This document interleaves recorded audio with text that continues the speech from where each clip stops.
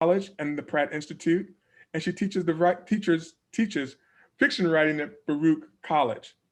She's also a founding member of Ring Shout, a place of Black literature, and she lives in Brooklyn with her husband and her son. The ladies and the gentlemen of the Writing Workshop is going to present to you a, I want to say dramatic or skit, but it's a presentation around the theme. It's all original stories around the theme called Home Remedies.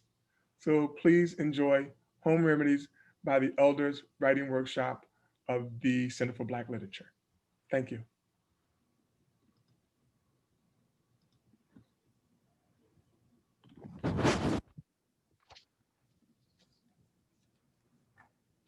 Hello and welcome to the National Black Writers Conference.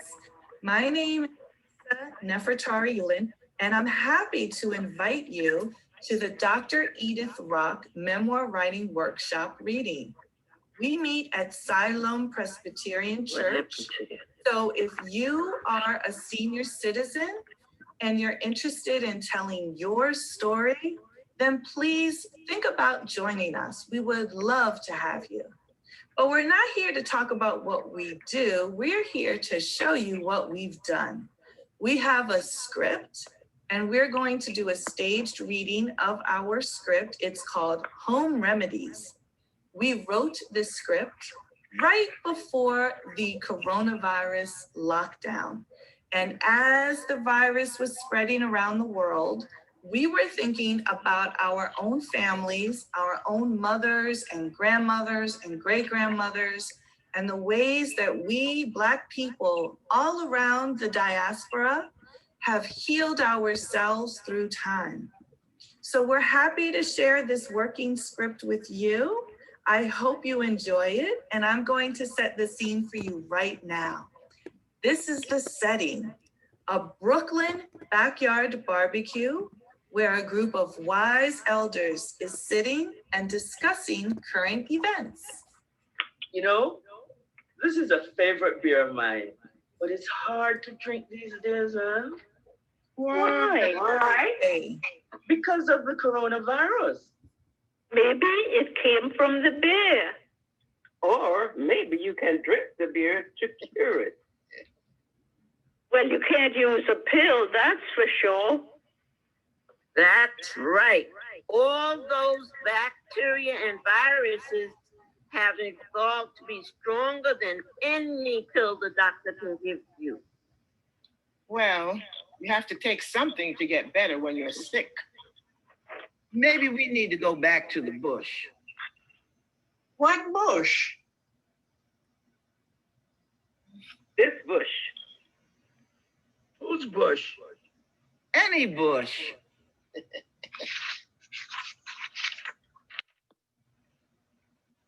Oh, Teresa, I know what she means. Home remedies. Yes. Oh, my mother was the matriarch of Home Remedies. Let me tell you what she would do. And now, here we go. Where's my thing? I have to read it. It was on a Saturday when I was running down the stairs in my home in Grenada, as I was anxious to see what our helper bought from the market. When I missed my step and fell to the bottom, I screamed from the great pain in my leg, which I thought was broken. My mother heard me screaming and came to me where I lay on the floor to examine my leg. She probed my leg, but when she touched my ankle, I screamed louder. It was then she realized that it was a sprained ankle. I patiently waited while she searched the meager source of groceries for ingredients to make a poultice. She was famous for her home remedies. Today, I'm not sure that people know what a poultice is. She found what she wanted: brown sugar, brown vinegar, which he made from the dregs of ginger beer, and the locally made brown laundry soap, which contained lye. I am sure the lye accounted for the nasty smell. She used a metal cup to heat the ingredients, used a piece of brown paper, enough to wrap my small ankle. She spread the warm paste on the paper and applied it around my ankle. The pain stopped a bit, but she could not keep it on. So I endured the pain and smell while she searched for a bandage which came from an old pillowcase. She said to me, this will probably heal in about 2 to 3 weeks, but you have to keep off your feet for about that time. Then she hugged me and said, don't let that happen again. I had daily applications until I had no more pain. Praise God. I was able to go back to school again. Inasmuch as I could not go to school, 3 of my sisters who attended the same school got me homework. So I did not miss much. They also brought me books, which included fairy tales that my father loved to hear. He was a great carpenter, and I looked forward to seeing him after work. He could not read nor write, so we both enjoyed them together, sitting in the cool veranda. His favorite fairy tale was Ali Baba and the 40 Thieves, which I read several times. I also learned to knit and crochet while my foot was elevated.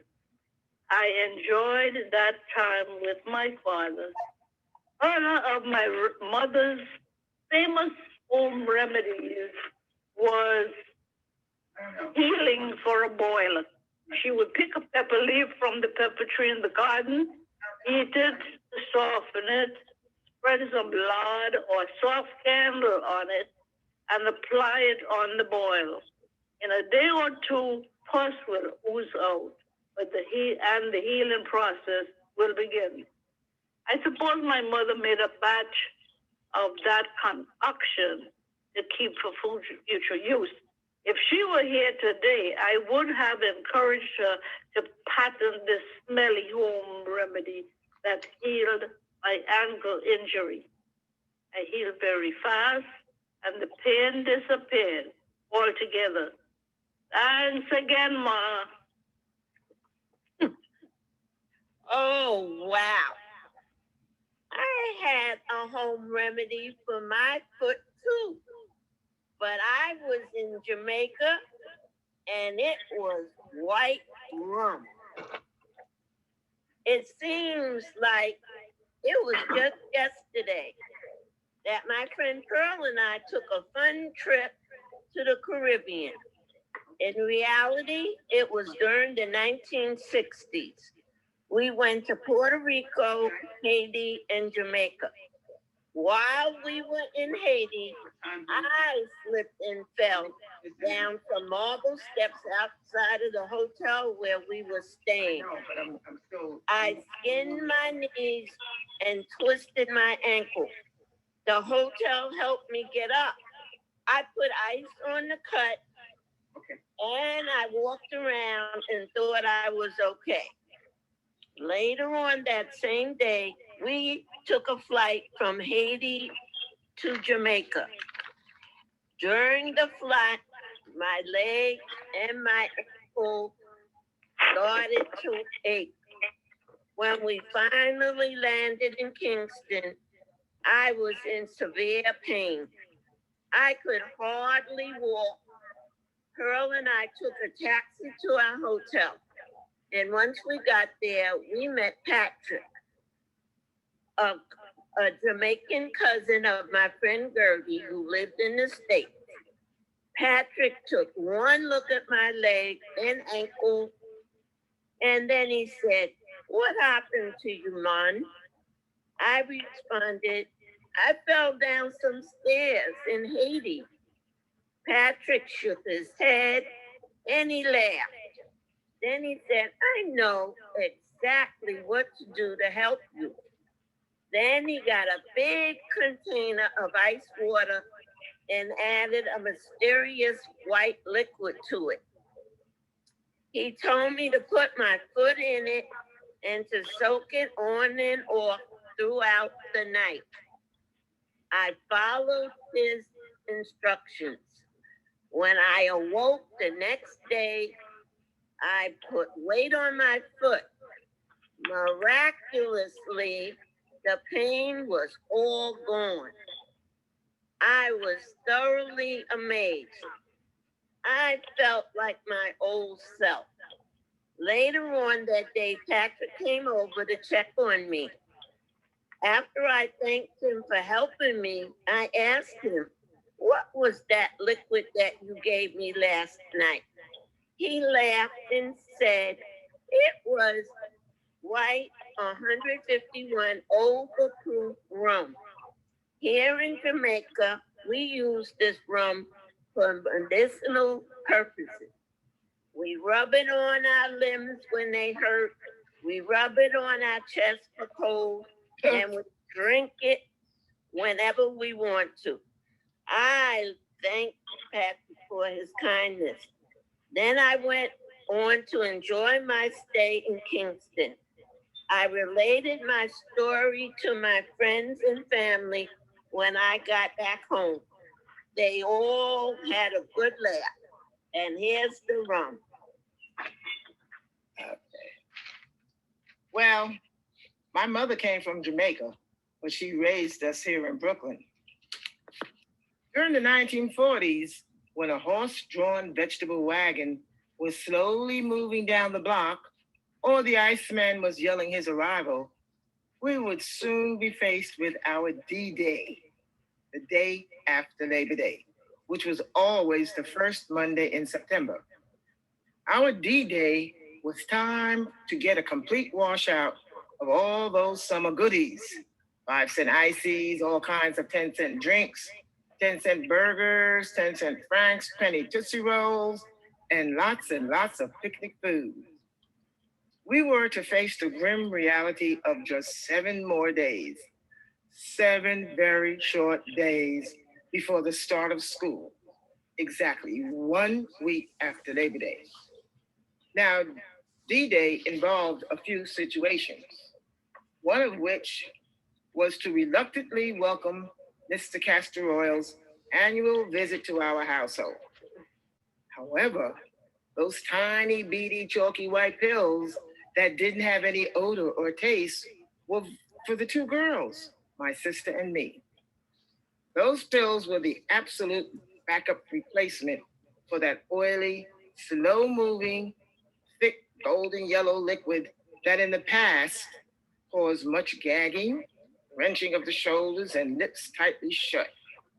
Yeah, those beady pills were the welcome substitute that was quickly consumed by the smiling sisters and soon followed by some orange juice.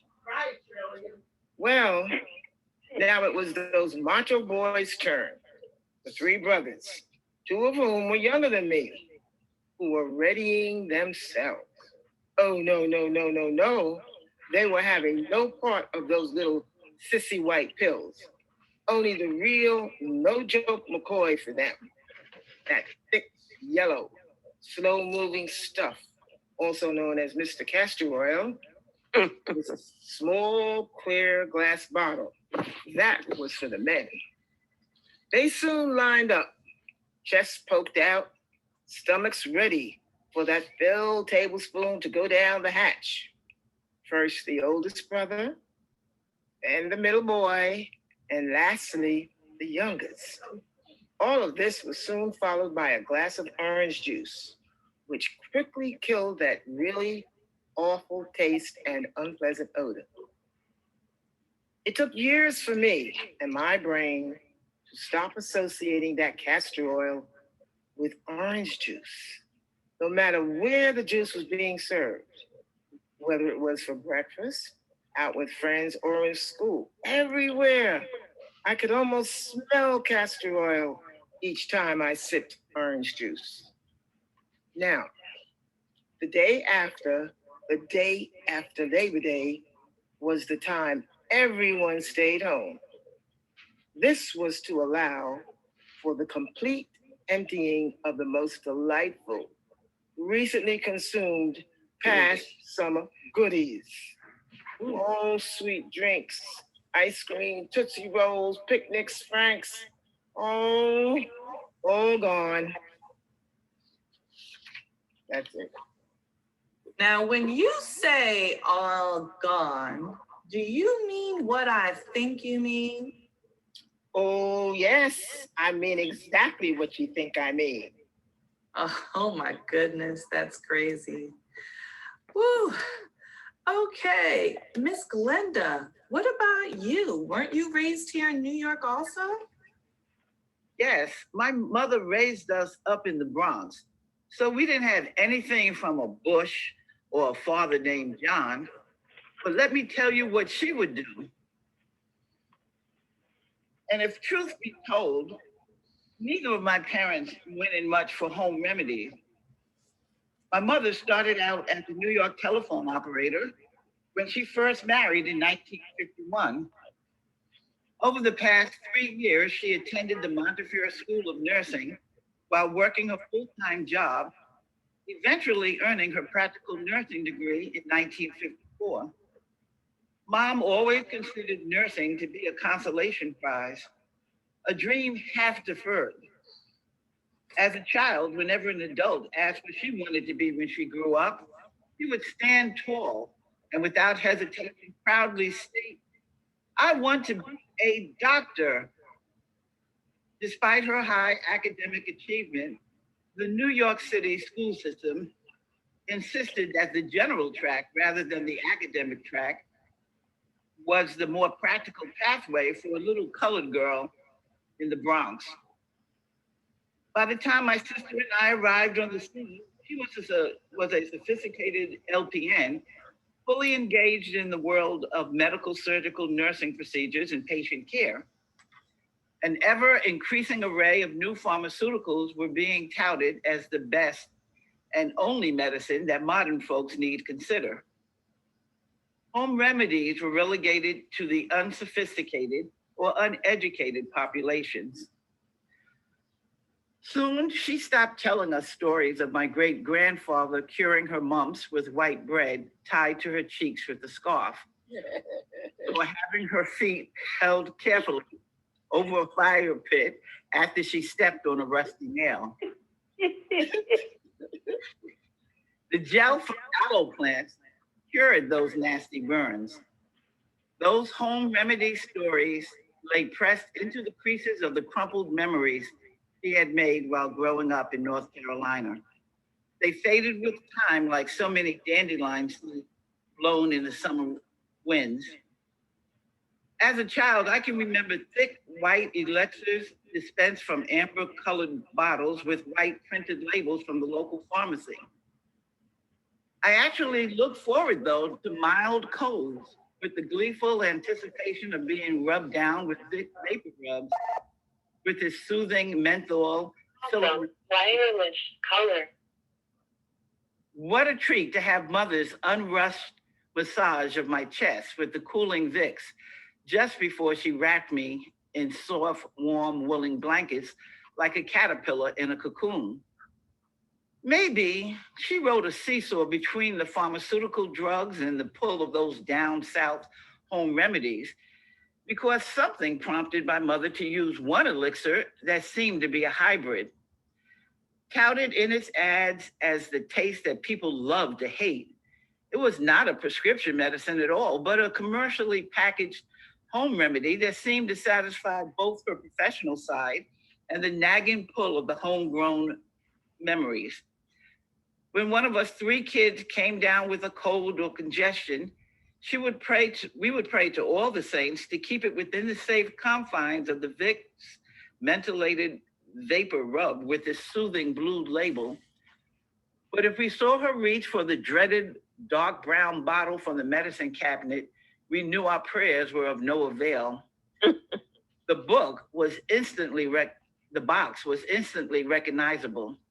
A bright red color covered the bottom of the package and swirled upward like a wave or a grotesque finger into the white space just above it. Vertically along the left margin in large black letters was the bold printed name of the product, Buckley's, along with a small cloud signifying it was indeed the original mixture.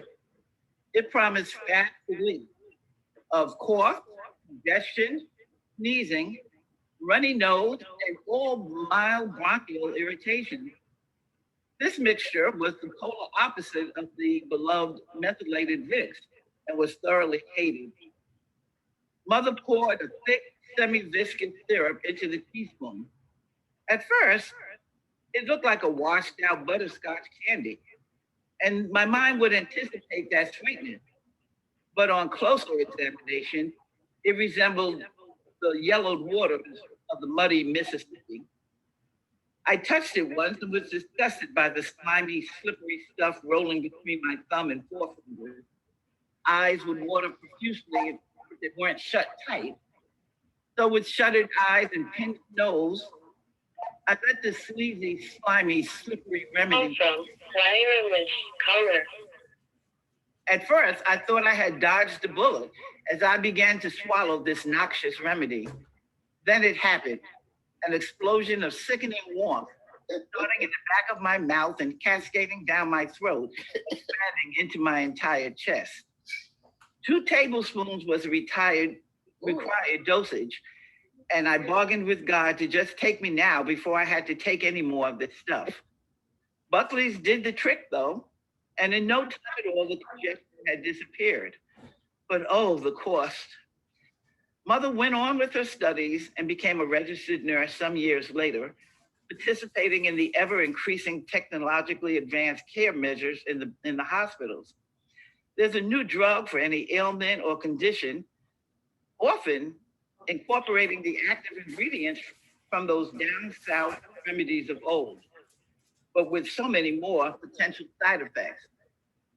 Often I ask myself sometimes if she ever wonders which remedy was really better.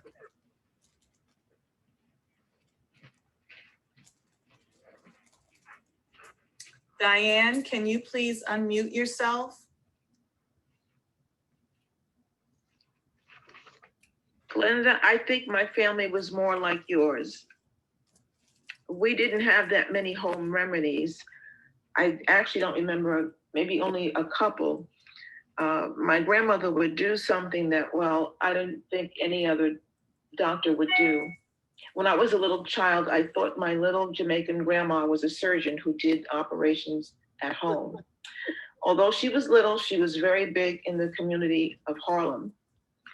Grandma would get phone calls from mothers that would have her taking out her special book. It was a composition book like the ones I had for school. Grandma would ask questions like, what is the baby's name? When was the baby born? How much does the baby weigh? Then she would agree upon a time for the baby to be brought over to our house. In the meantime, Grandma would get ready for the visit by putting out a fresh towel, some cotton balls, adhesive tape, a piece of gauze, a bottle of alcohol, and scissors. Grandma would then get a 25-cent piece and boil it clean. She would then wrap that quarter in the gauze and put it next to her other items that she had prepared. And then Grandma would put on her white uniform dress. When the mother came with her baby and undressed the baby, I saw the baby was taped up around the stomach. Grandma would rub some kind of oil over the old tape and removed it. I thought she was examining a hole that was in the baby's stomach and she was going to sew it up. But then Grandma would wipe the baby with alcohol and then she reached for her scissors. That's when I surely thought the baby was going to be cut. But then she would cut the strips of adhesive and put them on her wrist. And then she took and placed a quarter that was all wrapped up and put that on the baby's stomach. She pressed it down a little and then put slips of adhesive tape over the baby's stomach and wrapped up the stomach with the quarter underneath. The mothers were always satisfied with what she did, what horrified me. And then they left with a date when to return for a follow-up appointment. I soon learned that Grandma was not a surgeon The quarter was taped to the baby's navels to make sure the navels didn't stick out. The babies grandma took care of had the flattest navels around. None of their navels ever stuck out. They all had innies.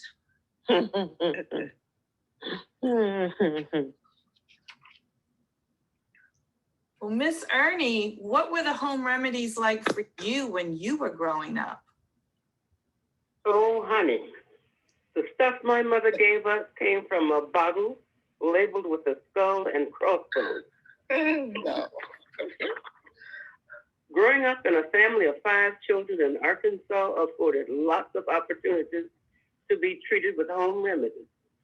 I was the second child born to George and Amanda Flanoil, but I was always the first to come down with whatever childhood disease was floating around. All 5 of us were born between February of 1927 and May of 1933. We had measles, mumps, chickenpox, and the whooping cough. Under the advice of an old neighbor, my mother rubbed the oil of sardines under our chin for the mumps. The whooping cough gave my mother an occasion for high drama.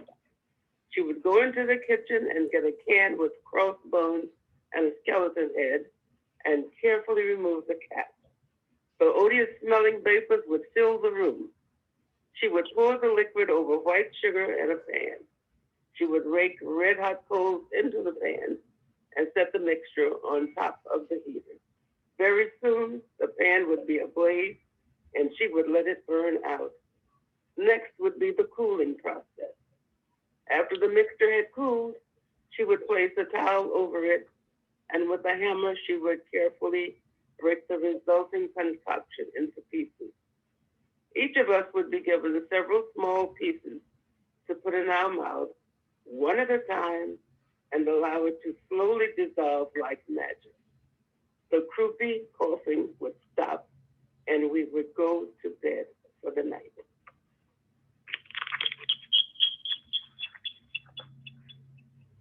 Wow. Well, my mother didn't torture us, risk us getting attacked by a swarm of wasps, or give us poison. Her home remedy was rather pleasant. Well, on a bright, snowy February morning in 1940, the radio announcer broadcaster on station WRSC Washington announced, all DC public schools closed today due to the heavy overnight snowfall. The morning newspaper, nor the milkman, had made deliveries to our home on that morning. But I was absolutely delighted to hear the words, no school today, although my school was just across the street from my home. Well, around 10 a.m. that morning, the snow had stopped. The sun was shining brightly. The world outside became an inviting winter wonderland. I could hardly wait to get out and to play in that beautiful white snow. After a warm breakfast of oatmeal and a cup of hot chocolate, I was ready for my snow adventure. Mama said, now you be sure to dress warm. I don't want you to catch a cold. I prepared by dressing in my warmest clothing. First, I pulled on my woolen snowsuit pants and tucked my dress inside of the pants. On regular school days and on Sundays, I always put my pants on under the dress to prevent it from becoming wrinkled. Next, I buttoned up my sweater up to my neck, and now it was time to pull on my black rubber gloves over my laced-up brown shoes. I buttoned them up all the way up to the tops of my snowsuit pants. With Mama's approval, I was now ready to dash out of the front door and go play in the snow. My 2 teenage brothers, Edward and Herbert, had already cleared paths from around the house and helped Daddy dig the car out. They were now down in the basement preparing their sleds. They were greasing the runners of the sleds with bacon rock so that they would run fast down 44th Street Hill. This was a street that was cordoned off for sleigh riding only and protected by the police from the 11th precinct, police precinct. In fact, this is the same precinct that my brother Edward worked for when he became a policeman in the 50s, early 50s. Back to my snow adventure. I went next door to get Lottie Mae. We were both 8 years old, and our siblings were all teenagers. I had 2 brothers and 1 sister, and she had 1 brother and a sister. Lottie and I became fast friends, and in fact, friends for life. Now the fun began. We walked around to see who was out.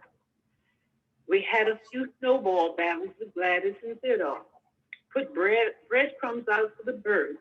Made a snow angel, but the snow had been too deep and too cold to lie there in the snow.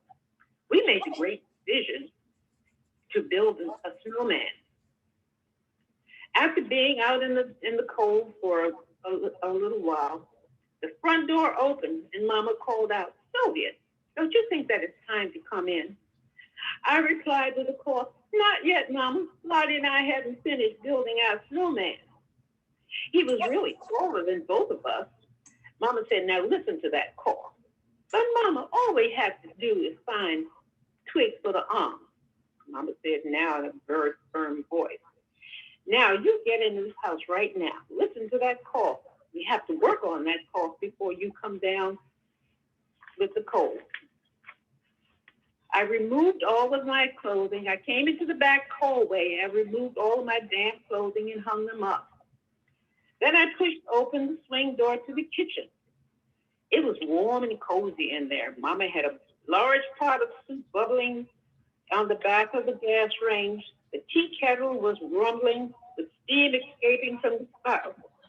I sat down at the white enamel table near the back window. Mama placed a blue mug in front of me. From the kitchen cabinet, she gathered all of the ingredients for the concoction for my cough. There was salt, there was baking soda, vinegar, and boiling hot water from the tea kettle. The sight and sound of the concoction reminded me very much of when I poured knee-high soda into a glass or Coca-Cola into a glass, a big, bright fuzz. With a cup in hand, Mama marched me upstairs through the front hallway to gargle my throat with this concoction, this salty, tasting, warm concoction.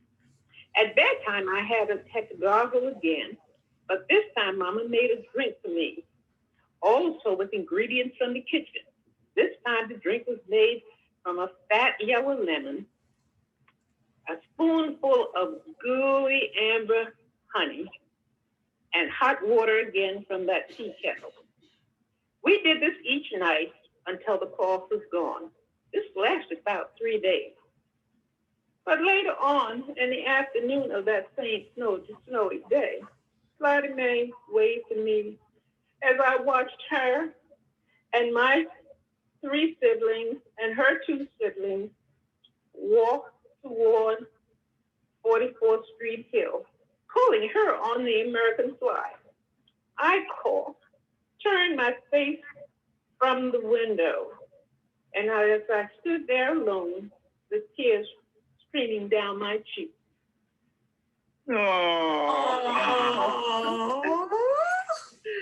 Well, at least you didn't get any sicker. I mean, my mother also had a soothing remedy, but something happened. Well, let's just say it was embarrassing. I must have been young enough and short enough to fit into a bathtub. Not a bathtub with which we are now more familiar, 5 foot long at least, at its shortest, that allows you to lay in it with your shoulders and head rested against the edge, opposite from the pipe protruding from the wall that gives you water to fill her up. Not that tub. The tub is more of a wash basin, circular, 3 feet deep, and about the same in diameter, made of metal, probably aluminum, One would fill it with water from an indoor-outdoor pipe.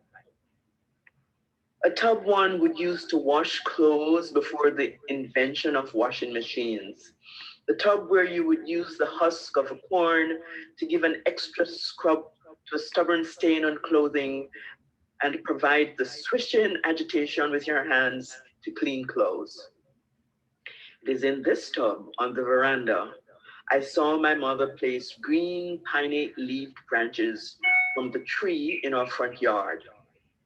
I watched as she poured water from a pot made hot on the stove into the tub.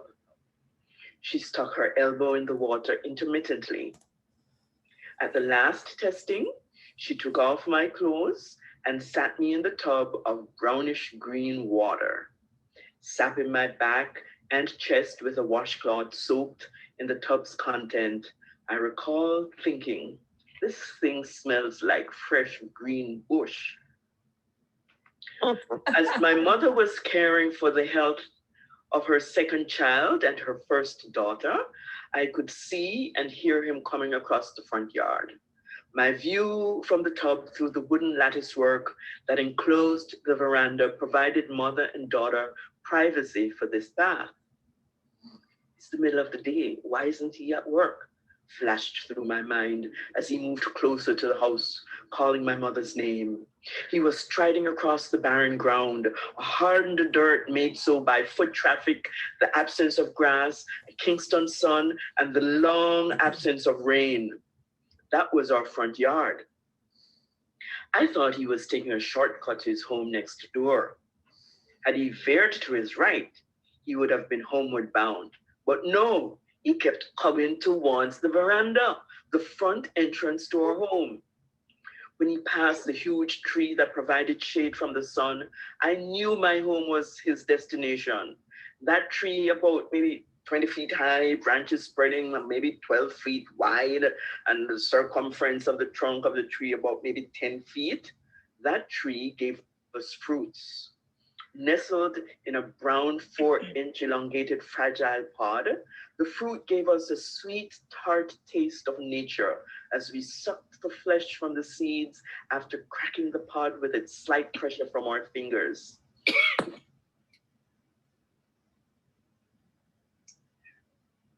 My experience with home remedies was embarrassing too. Memory of that drink stimulates my salivary glands, and pictures of enjoying my mother's drink flood my being. From this tree, native to tropical Africa, my mother had borrowed leaves, and we were now sharing intimacy in my bath. He stepped closer. At the entrance to the veranda, I heard him say, "How are you doing? What are you doing?" "I'm giving Joy a bath, you know." "In the middle of the day?" "Yeah, man, she have measles and the fever won't break. I just bathing her in this bush that we know good for breaking fever. Then I'm going to rub her down with some whites and put her to bed to sweat it out." My early childhood self tried to hide my body under the water and the tamarind leaves as he stepped onto the veranda.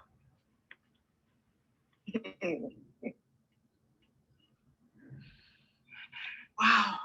My experience with home remedies was embarrassing too, but in a different way. In November 1949, I came from Kingston, Jamaica, West Indies, to the United States of America, specifically the borough of Brooklyn in the state of New York. I was 12 years and 10 months old, 4 feet tall, weighing a whopping 70 pounds. I know the weight and height because I was weighed when they did that at the passport office to fill out my passport. On arrival, my parents were a bit stunned when they saw how small I was, even though they were not aware of any standard norms for a child my age. They did, however, believe I should be weighing more, so they set out to fatten me up. They fed me very well.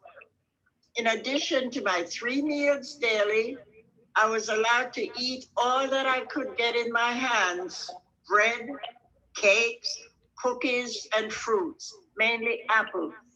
I love the taste of the apples. I'd never known these type of apples in Jamaica. Eating like this, I went up to 83 pounds quite quickly. Growing into my teens and beyond, I was an active, healthy child, adult, but I was a lightweight, so I had very heavy thighs that would fool the carnival barkers at Coney Island, allowing me to win their guessing games, which gave me, my family, and friends many prizes. Somewhere along in my teens, I was taken to the doctor for a severe cold. After being poked and squeezed, the doctor told my mom I was anemic. Guess he came to that conclusion because of my size and weight. All through my school years, I ate everything that was edible, but never gained weight. In high school, I joined the cheering squad, and because of my size, I was told to learn the cartwheel for special cheers. In 1965, just shy of my 28th birthday and newly married, I went to work for American Airlines. But the airlines did not know I was married. By then, I had grown to 5 feet 2 inches and weighed 95 pounds. The medical staff believed I was undernourished. They suggested that I add more proteins to my diet, which should put more weight on me. After 2 years, I left American Airlines and went to Pan American World Airways in March 1967. After being weighed, still 95 pounds, and tested by the medical staff, I was told I showed signs of being anemic and undernourished. They decided to bulk me up with nutriment. For approximately 3 months at their expense, they sent a case with 24 cans each week to my home. I was told to drink a can with each meal and a can in between meals. It took some time to drink all the nutriment, but I gained 28 pounds, bringing me to 103 pounds. There I landed and stayed. Every 4 months, I had to go to medical to be checked. They must have been pleased with my progress. After a little while, over 2 years, I no longer had to be checked. I've never had another can of nutriment since then, and I don't plan to. Thank God for pregnancy. During pregnancy, my baby and water brought me up to 123 pounds, which didn't last long. After giving birth to my beautiful baby girl in 1974, within a few months, I was back down to the 103 pounds. My sister and co-workers envied me and wanted to know my secret. I didn't have a secret, but if anyone had asked me why I didn't gain and retain weight, I would have told them that I was fed home remedies that programmed my digestive system to be suspicious of food and the nutrients that it should absorb. Growing up in a tropical country that produces many different fruits of all year round, I was able to eat mangoes, jackfruit, naseberry, guavas, soursop, custard apple, guinea, and papayas that bound up my intestines. I would have a hard time moving my bowels when I went to the toilet. I had to tell my grandmother that my stomach hurt when I went to the toilet. This triggered the need for home remedy to solve the problem. One such remedy was a bigger glass of a cocktail mix. Each morning, Monday to Friday, before starting out for school, I had to drink this cocktail that had the smell of diluted seawater and rotten wood with an indescribable taste. There was a tree called bitterwood. That's its name because it was bitter in the backyard of our house. Weekly, my step grandfather would chip off pieces of this bark. The bark was boiled and stored in a jar in the icebox. Each morning, my grandmother would take a cup, pour in some of the bitter water, and mix in a tablespoon of salt physic. When I came to Brooklyn, I learned salt physic is called Epsom salts. Many mornings, I tried not to drink my cocktail. It's for your good, was my grandmother's mantra. So down the gullet it went. Ooh, disgusting. The aftertaste would linger until I was given a tiny drop of oil of peppermint on my tongue. This only added to the agony of the awful taste because the peppermint would burn the tongue, the throat, and the stomach. The agony was repeated on Saturday morning, but with a different cocktail mixture, which was now delivered in a teacup. The only way to describe this, oil and water does not mix, no matter how much you stir it. The worst part of this remedy is that I had help to prepare the oil. I picked the leaves, I picked the beans, helped to roast them, beat them in the mortar until they would be squeezed through cheesecloth to produce the oil that was as black and sticky as Texas tea. If at that time I knew what Texas tea was. If ever you've ever seen castor oil in the raw, I just described it to you.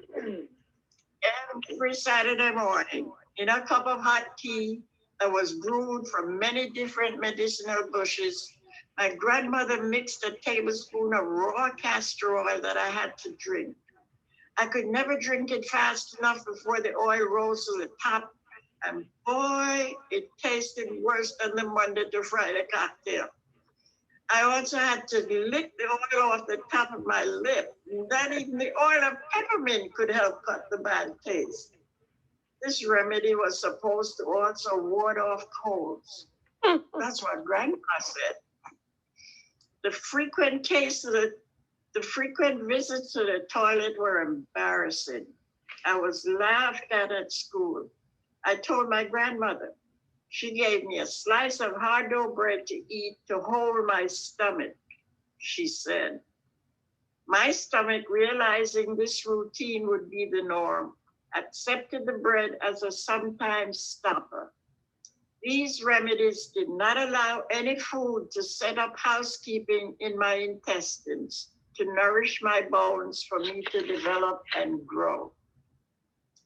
Sunday was my day. I loved Sunday. It was my day of reprieve. I didn't have to drink any cocktails, but I had to go to church, which I sort of liked. Now that I think about it, I do believe I was being abused with these remedies. I was fed these remedies to loose my bowels that I could not hurt when I went to the toilet. Then I was given a slice of hard dough bread to hold my stomach together. Although well intended by my grandparents, that was definitely child abuse. Ironic. I now seek out stores where I can purchase many of those medicinal bushes in dried form to brew the teas I drink without Texas tea to cure a cold. I soak in a tub of hot water with Epsom salts to ease aches and pains. And I've never had another cocktail since 1949. Whoa. Maybe at my age, I could probably use one in a while. I think I'll settle for Dulcolac Spill instead. I guess our mothers used whatever they had. You know, it's too bad we didn't take the time to notate these different folk and family remedies, but they are definitely in place now. Or what about that wearing of garlic around your neck to ward off colds and whatever else? Yes, certainly worked for no one. No one really came close to us after that. My grandmother had me out as a child looking for paraffin, you know, soft candles without the wick. she'd be complaining that Arthur was in talking to her, you know, that arthritis thing, to those knees of hers. She'd send me out to find some way back store somewhere that had that paraffin. And and I'd have to bring it back. She'd be complaining, of course. She'd take that paraffin, she'd melt it down and shape it around her knees when it was hot. We are all the product of something that they used and knew about, and not really the worse for it. Wow. Well, do you think Teresa. any of this could cure coronavirus? Oh, well, wait just one second, Miss Lurleen. We haven't heard from Miss Teresa. Miss Teresa, your family was from islands as well. Did they use any of these home remedies? Well, my family, was from Georgia, not the West Indies, from Georgia. Oh. But my mother came here I came here when I was 2 years old. So, you know, when I think about my childhood and home remedies, I can remember my mother's answer for keeping us from colds, kitchen colds, was Father John's medicine. Father John's was a concoction made with cod liver oil and licorice or turpentine or something, whatever, it tasted awful. All I know is that I had to take it on a regular basis, and it would change my sweet, even-tempered mother into a very different person. After all these years, one incident is clear in my mind. I was about 11 or 12 years old. I was still in grade school. I can see the two of us standing in the kitchen. I am not dressed yet. I have on a white cotton slip. My mother is getting exasperated because she is not having any success in getting me to swallow this medicine. On the third attempt, she pushes the tablespoon against my mouth, forcing it open, and then I can see my mother yelling, "Swallow, swallow, swallow." When I do, she gives me a small cup of orange juice and changes into that sweet woman. The monster turned back into my sweet mother. I remember that day because I had swallowed a little bit of, when I swallowed, a little bit of the liquid had dropped on my slip. I went to school, and all day when I put my head down to do my lessons, I smelled that horrible Father John's medicine. And to this day, if the home remedy is a foul tasting liquid medicine, count me out. You know, it's difficult for me to swallow any liquid medicine today. However, I will swallow horse-sized pills without problem. Well, when I was growing up, you were more likely to hear a plant talk than a child, at least to a grown-up. Anyway, does a child get to be heard before the 1970s? I don't think so. You and your alarms. And still you don't get up on time for school. Mom is upset. I was late again last week for my 5th grade class at a 3-story school I walked to every morning. The summer heat blisters my neck. I'm so sore all over from having played punch ball every day with the Black boys whose parents mostly came from the South on my block. That's different from my Jamaican-born dad. Auntie, we call her Tanta, has said, take a bath. This June, I'm trying to look at the sun outside the window, but the smell of this thing in the bathtub that Tanta put in the tub is attracting me to it. I'm spending the weekend at her house and feel overpowered by its aroma in my nose. It twitches. Gee, it's warm in this bathroom. Seems the flakes flew into the tub from that box. They look like snow. Yes, light and so thin. As a child, I could not ask, what is that you're adding? Tanta would have felt insulted. She was the elder, gray hair and a double chin. She carries the title of knowing the Jamaican stories of an island far away from this TV-driven place called New York City. I would have gotten in trouble, been spanked for forgetting the rule. Don't talk when grown-ups are speaking. Yeah. I wade in the water till my body feels lighter. Running and playing punchball with the boys is supposedly not the best for a girl who should wear slips and skirts. So maybe I could be happy, Tanta instructed me. Release those muscles, get better, and sink into this water. At least I didn't have to stop playing outside in the streets and running and feeling free. Woohoo! Yeah, the adults didn't know, or did they even care to stop their busy projects to ask what I was playing? I would run outside and past the bushes next to the house to the street. We didn't have a park or playground nearby, but there were few cars in that part of the big borough riding up and down.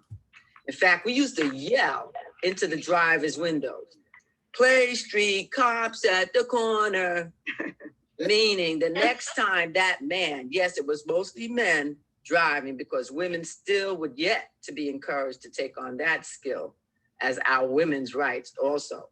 Anyway, when he drove up, he would choose to turn down a different block. That's what us kids hoped and longed for.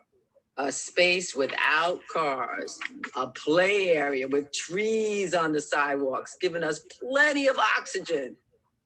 My mom at least did not openly say, take your dolls out to play. My dad was oblivious. He got off the bus at the end of the street after work in the evening, and he could still whistle as I ran to meet him. I remember that. It happened years later that the deadness crept inside him. My mind returns to the liquid. I'm sitting in it as it tickles my armpits. But what was that stuff in here anyway? Tanta poured it into the white tub with the funny legs while the faucet spewed out fast some very hot water. I guess she'd tell me one day, maybe even tonight, if I was good. Well, Ms. Lurleen, what were you going to say? Well, do you think any of this could cure coronavirus? White rum, Castor oil? Poultices and rats? What we do know for sure is that our mothers and grandmothers healed us and kept us strong using the natural world all around us without giving their hard-earned money to the greedy pharmaceutical companies that we have today. amen to that. Plus, I know for sure that 150 proof white rum would surely make me feel better if I did have that coronavirus. And a shot of that Corona beer.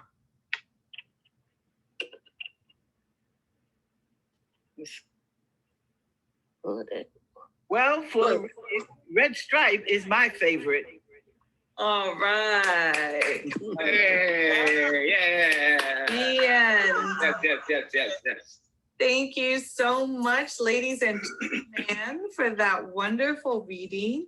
We have about 20 or 30 minutes left in our session. And so I wanted to ask you all a few questions for our audience. And I think I'll start with you, Claudette Joy.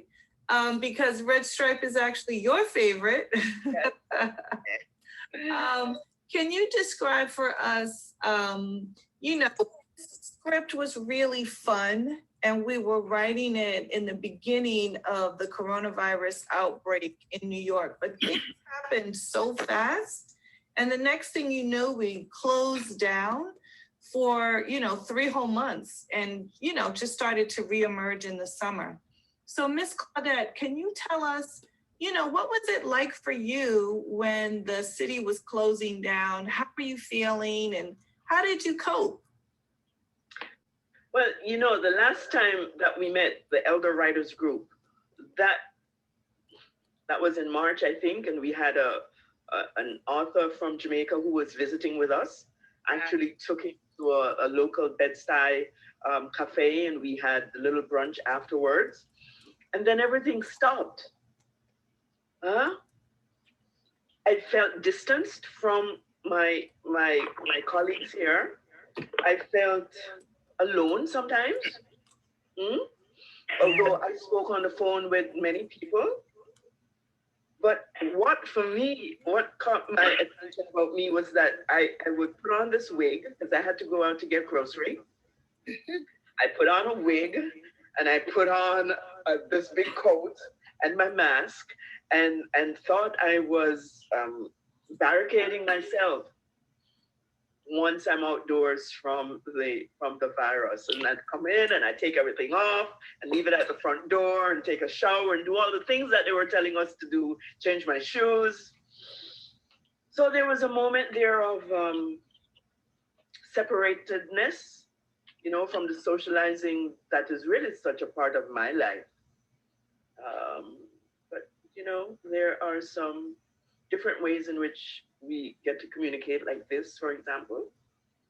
It's a little hard on my eyes sometimes, but the telephone still works. And I go outside to get some sun. Yeah. Does that answer your question? Yeah, we're all doing the best we can. I think Miss Teresa left. We want to acknowledge her. She had an appointment and she had to leave. So I don't think she's in the Zoom anymore. But Miss Lurleen, I know you're on your phone. Can you tell us, how has it been for you? I know your daughter lives next door to you. Was that helpful to have your daughter next door to you as you went through the quarantine that we all endured? Oh yes. I was quarantined, but a few weeks ago I got an attack of sciatica and had to go to the emergency. So I'm laid up now, and I have the nurse coming to me and the therapist. So I am really not outside. I only go to the doctor when I have to, and I ask my aide to go with me. Now, was it helpful? Were you able to get through? Was your daughter, because she lives next door? Yes, she does her shopping for me.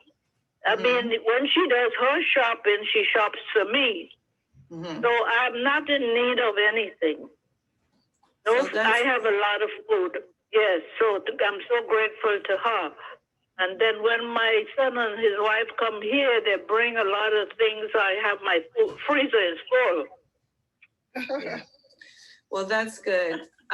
Miss Ernie, I'm going to come to you next because I know you are very tied into the politics of everything that we go through.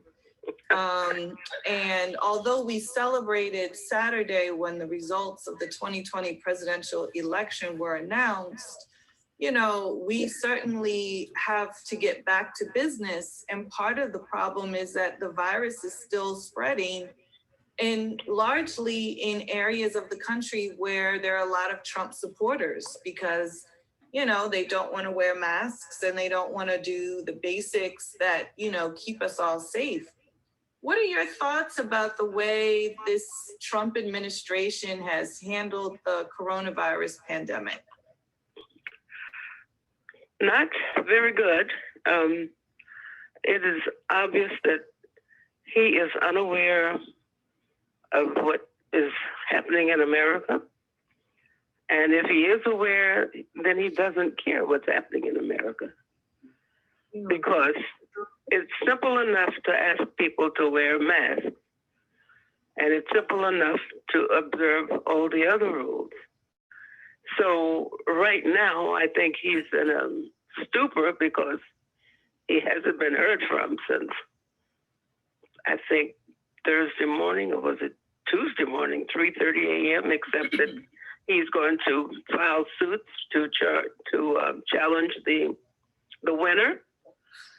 And it looks like it's coming down to Georgia being in the spotlight of the world, because those Senate races that will be taking place in January will determine which party is in charge of the Senate. And I know I have my prayers about that. Yeah. So I will do whatever I can. I'm not overly generous with political contributions, but as much money as I understand that has poured into Georgia for the Republicans, I'm not so sure that money is going to be the answer. Right. If you know what I mean. I understand that millions and millions of dollars have been poured into the Georgia race for the Senate. And without Democratic control, Biden is going to have a difficult time. Yeah. Unless he really is able to get through to McConnell and a couple of other people on the Republican side. Yeah. Well, I definitely appreciate that. It's stunning to me how poorly managed this whole thing was. And Glenda, I'll come to you next, Glenda, because, we heard the recording of Trump talking to Bob Woodward back in January, saying he knew that it was airborne. He knew that this was going to be a problem. He knew that it was coming. So do you want to share a little bit about how you feel about it and how you've made your way through? Things are a little better in New York now, but cases are maybe going to start to go up. How do you feel about the way Trump handled this? And thank goodness we had Governor Cuomo, right? Absolutely. Yes. Glenda? Yes. Well, I mean, the whole period for me was just sort of like the theater of the absurd. And as much as Trump was ridiculous, he seemed to top himself each and every day. And it was just like the icing on a cake of confusion. It was just a horrible period for myself, as must have lost about 7 friends during time. I'm so sorry.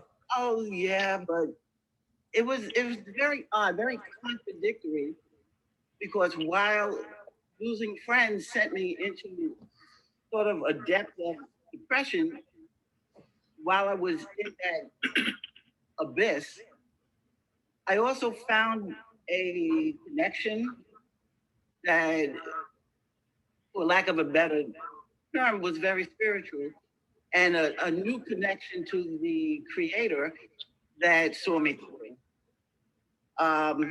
The world to me still seems mighty absurd, but we're getting a little better, and thank God that he's gone. Thank God that he's gone. Yeah, amen. Miss Cynthia, I just want to say to Miss Glenda, I'm so sorry. If you could just all raise your hand if you lost anybody to coronavirus, if you had somebody that you know who passed away. Yeah, so that's most of us.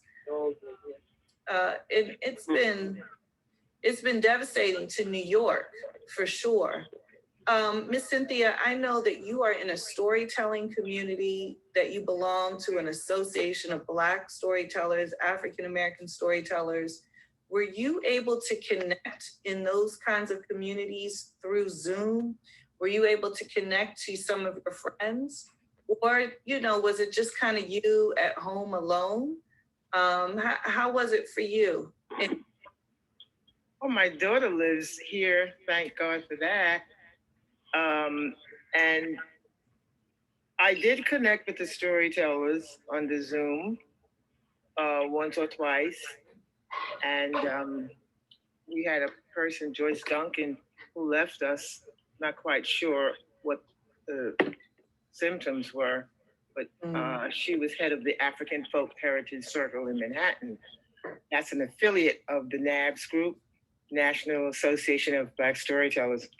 However, in looking at this coronavirus and this recent election, I'm very, very concerned about the numbers of people who are still pro-Trump. And I heard last night, 7 million more than in 2016 voted for him.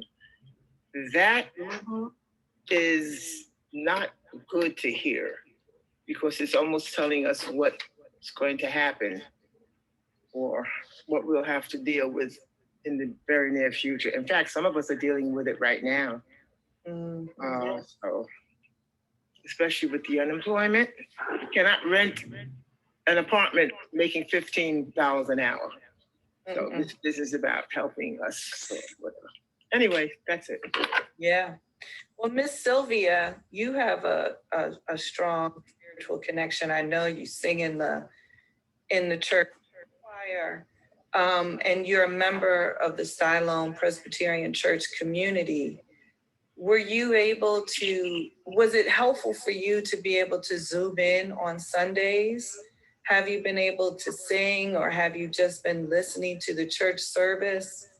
And if you could turn on your microphone, or, oh no, you're going to use your phone. And if you could tell us, you know, how you're feeling and how you're coping through all of this. Well, I think it's been very gratifying to be able to Zoom into and see my church members. During this time, my front porch has been my sanctuary. I grew plants all around my porch. I got 5 window boxes around my porch. So that was my place, my sanctuary. And I had a lot of sadness during this particular time. Within my block, there are 17 houses, and there are 4 of my neighbors. The ambulance came, took them away, and they never came back. I also lost my brother, and we had a Zoom memorial service. I did his memorial service, so it was our immediate family.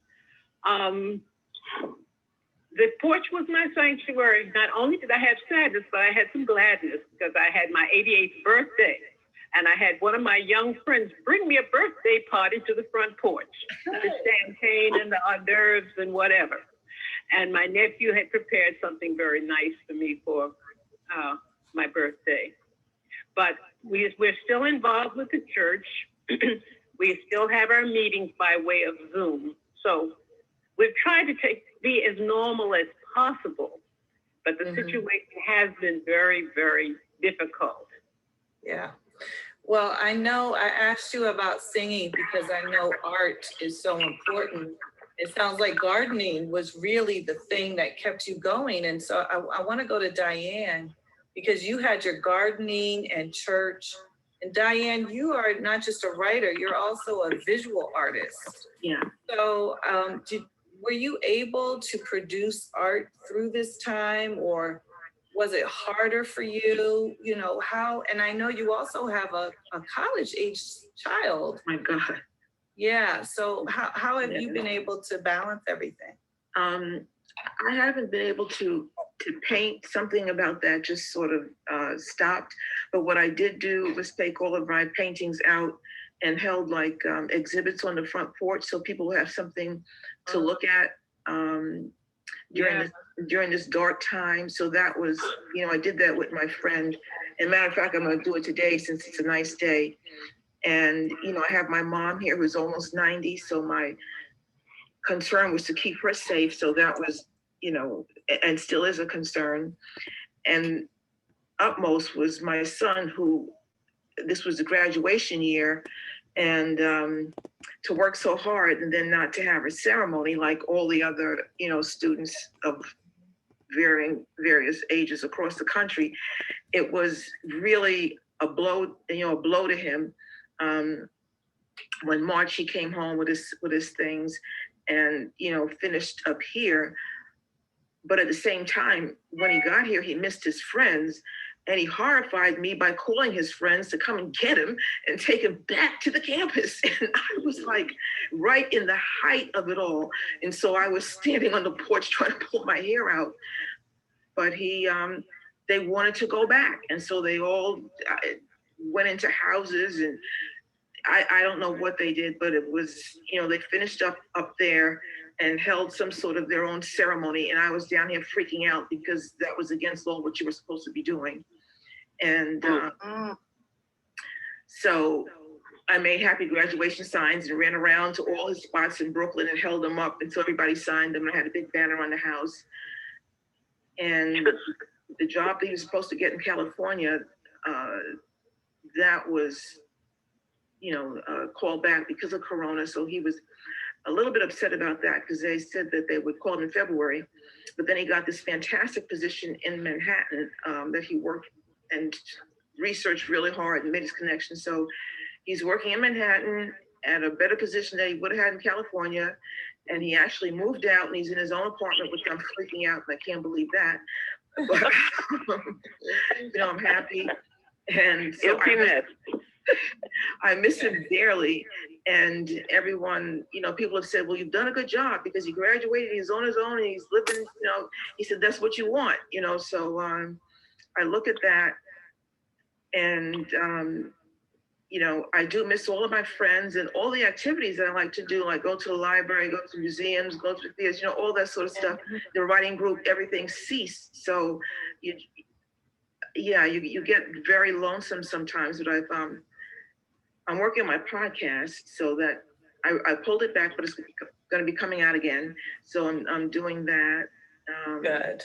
But I miss a lot. I just miss socializing because I'm a social person. Sure.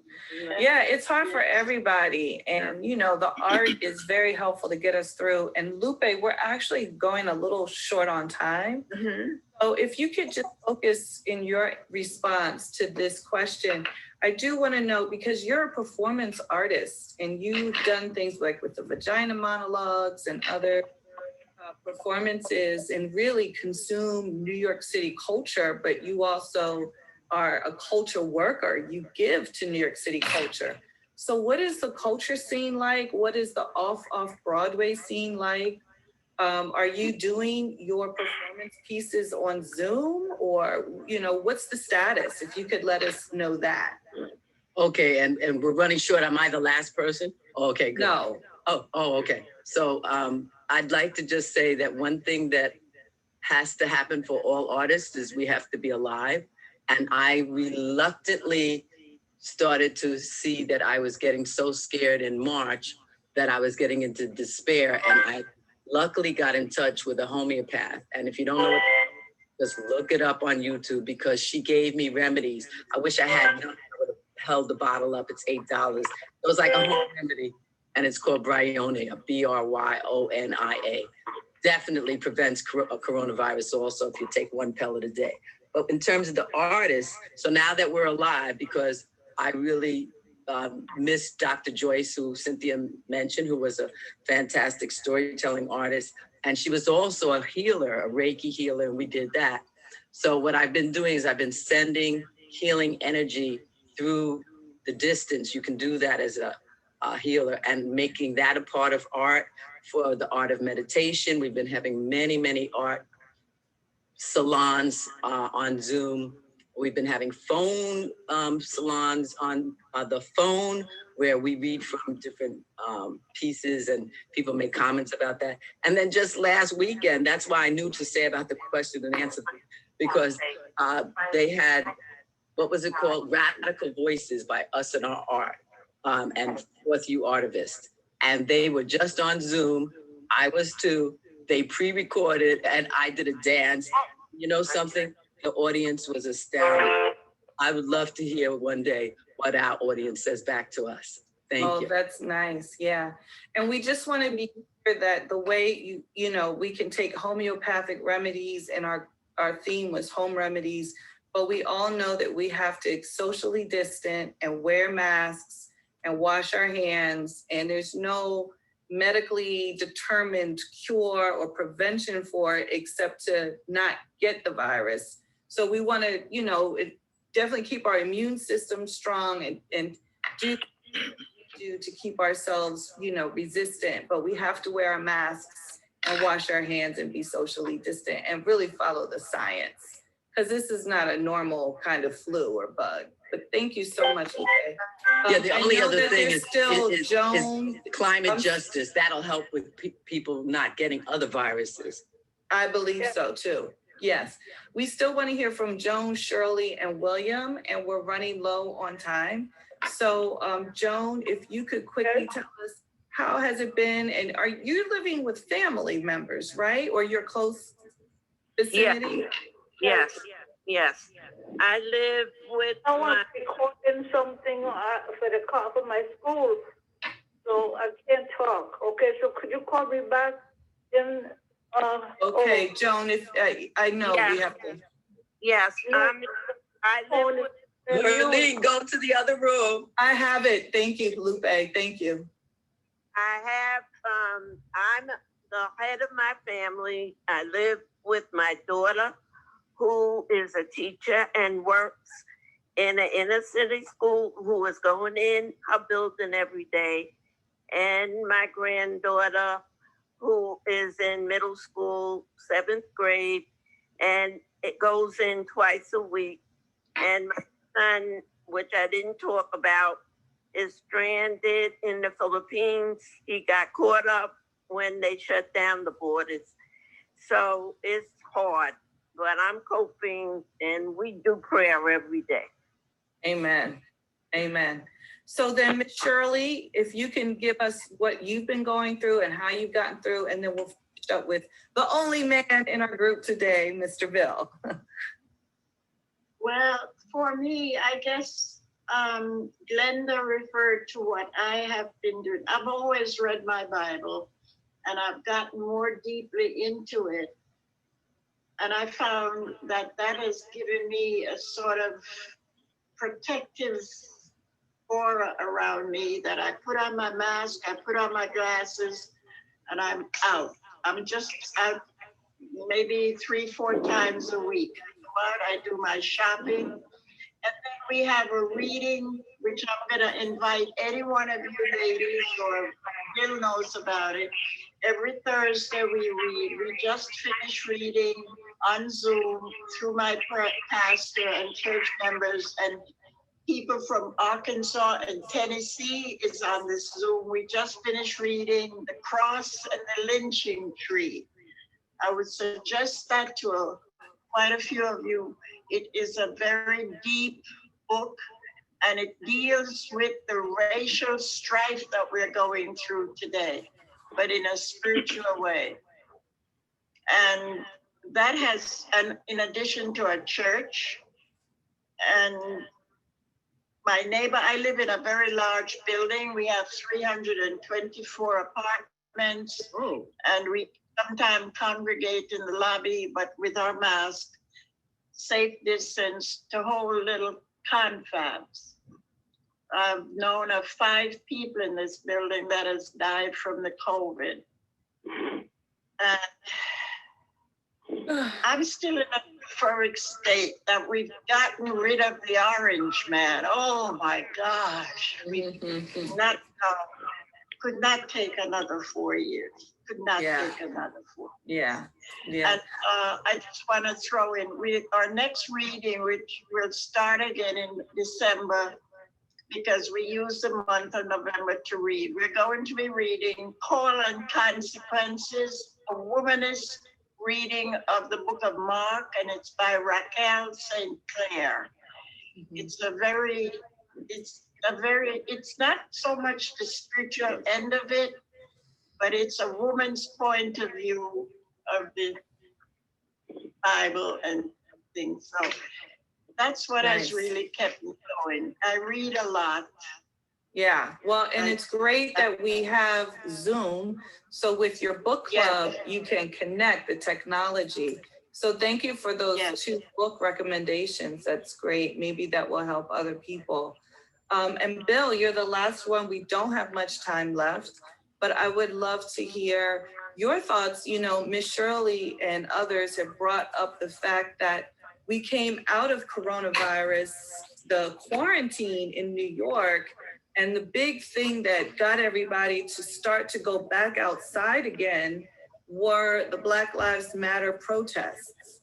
So Bill, if you don't mind letting us know, you know, how were you feeling when you watched so many people across different racial lines, not just in New York, not the country, but around the whole world, who were marching for the integrity of Black life?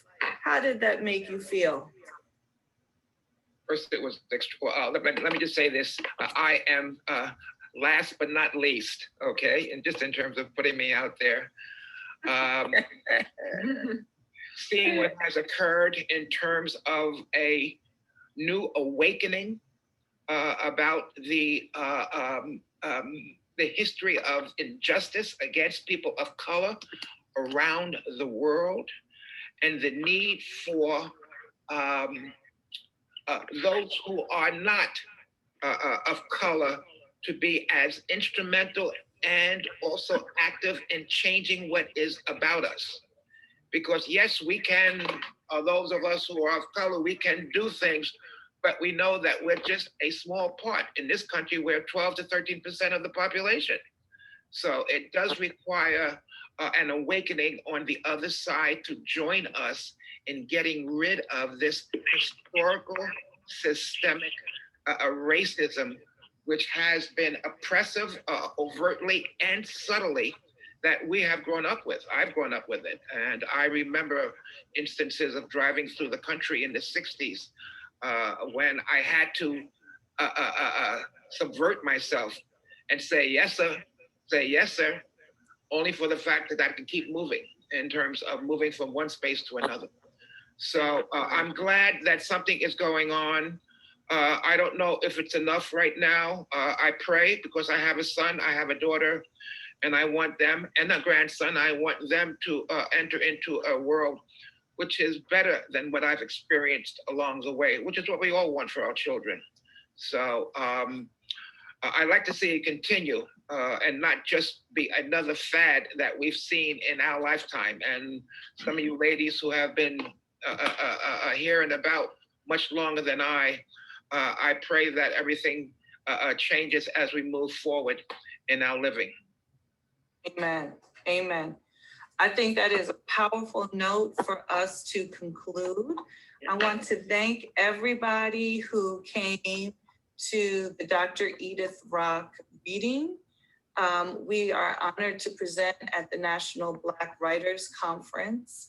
And please see the conference details if you're interested in joining our group. If you're a senior citizen, an elder, and you want to share your personal stories, your memoir, we welcome you into our community. So let's say goodbye to everybody. And ladies and gentlemen. Bye-bye. Bye-bye. Thank you. Wasn't that fantastic? I want you all to give a round of applause to the members of the Edith Rock Elders Writing Workshop. I think I just think those writers are so full of wisdom and have really good stories to tell. Again, I want to thank Issa and the members of the Dr. Edith Rock Elders Writing Workshop. We're going to take a break, ladies and gentlemen. We'll be back at 6:30. We have two programs running concurrently at 6:30. We have our 9th Poetry Cafe that's going to be in partnership with the Brooklyn Public Library. And we also have a film discussion that's going to be held in partnership with African Voices, Real Sisters. I ask you again to please fill out your evaluation forms. And also please visit our website, www.centerforblackLiterature.org, for more information, to visit our bookstores and visit some of the vendors. And also on the Event Titans website platform, in the lobby area, you click on exhibitors and visit the vendors there. And please support our vendors, our local vendors, and our entrepreneurs. Again, I want to thank you all for joining us this afternoon, and I hope you have a pleasant evening, and we'll see you at 6:30. Take care and be well.